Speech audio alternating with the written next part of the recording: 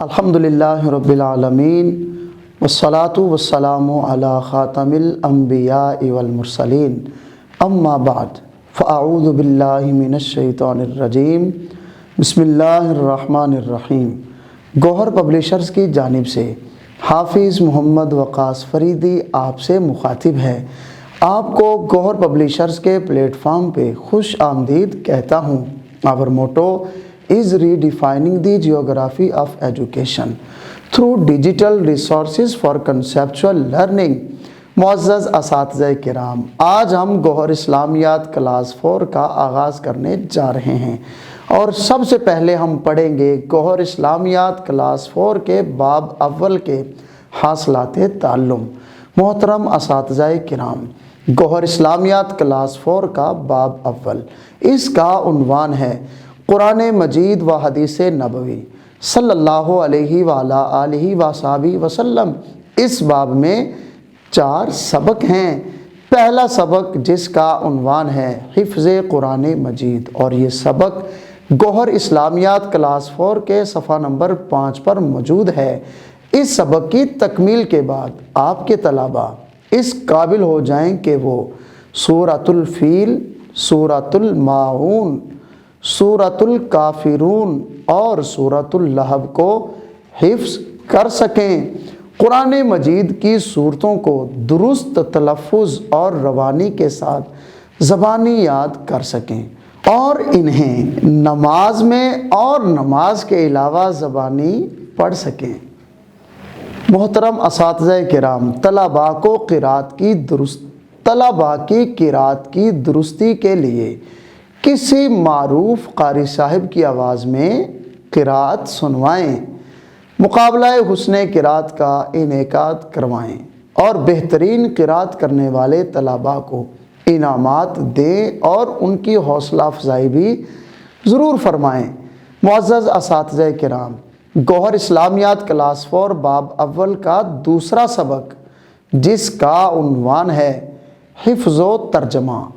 اس سبق کی تکمیل کے بعد آپ کے طلباء اس قابل ہو جائیں کہ وہ سبحان ربی العظیم، سمع اللہ لمن حمدہ، ربنا لک الحمد اور سبحان ربی الاعلی، ان کلمات کو مع ترجمہ یاد کر سکیں اور ان کے معنی و مفہوم کو جان کر انہیں اپنی نمازوں میں پڑھ سکیں، اور اس کے ساتھ ساتھ آپ کے طلباء سورۃ الکوثر کا ترجمہ بھی زبانی یاد کر سکیں۔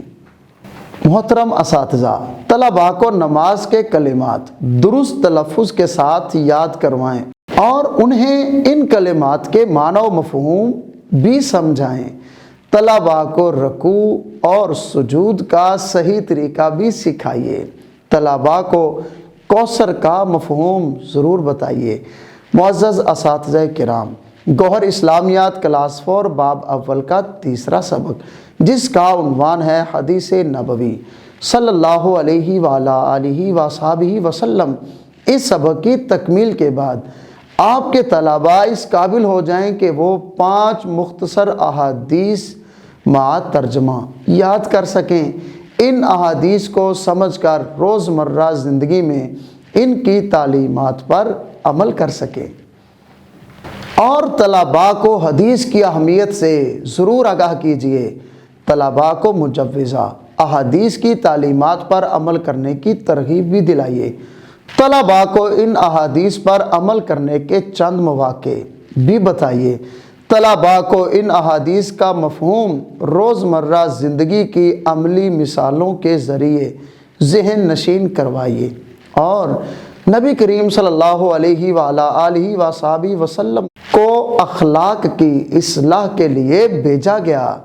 بچوں کے تزکیہ میں اخلاق کی درستی ضرور فرمائیے۔ معزز اساتذہ کرام، گوہر اسلامیات کلاس 4 باب اول کا چوتھا اور آخری سبق جس کا عنوان ہے دعائیں۔ اس سبق کی تکمیل کے بعد آپ کے طلباء اس قابل ہو جائیں کہ وہ دی گئی دعاؤں کو زبانی یاد کر کے اپنی روزمرہ زندگی میں پڑھنے کے عادی بن سکیں۔ اور طلباء کو دعا کی اہمیت سے بھی آگاہ کیجیے۔ طلباء کو بتائیں کہ مسنون دعائیں پڑھنے سے نہ صرف سنت نبوی پر عمل ہوتا ہے بلکہ اللہ تعالیٰ کی مدد شامل حال ہوتی ہے۔ طلباء کو عاجزی اور انکساری کے معنی و مفہوم سے بھی آگاہ کیجیے۔ محترم اساتذہ کرام، گوہر اسلامیات کلاس 4 کا باب اول اپنے اختتام کو پہنچا۔ امید کرتا ہوں چند ایک گزارشات اچھی لگی ہوں گی۔ ہماری آنے والی نسل کی تعمیر سیرت پہ خوب محنت کیجیے، کیونکہ یہی ہمارا مستقبل ہے۔ یہی چراغ جلیں گے تو روشنی ہوگی۔ معزز اساتذہ کرام، اس باب میں قرآنی صورتیں، احادیث اور دعائیں عربی اور اردو ترجمے کے ساتھ اپنے طلباء کو ضرور یاد کروائیے، کیونکہ ابھی سے طلباء کو یہ صورتیں، احادیث اور دعائیں یاد ہو گئیں تو انشاءاللہ تعالیٰ ساری زندگی یاد بھی رکھیں گے، ان پر عمل بھی کریں گے اور آپ کے لیے صدقہ جاریہ بھی بن جائے گا۔ اپنا خیال رکھیے گا۔ اجازت دیجیے، اللہ حافظ۔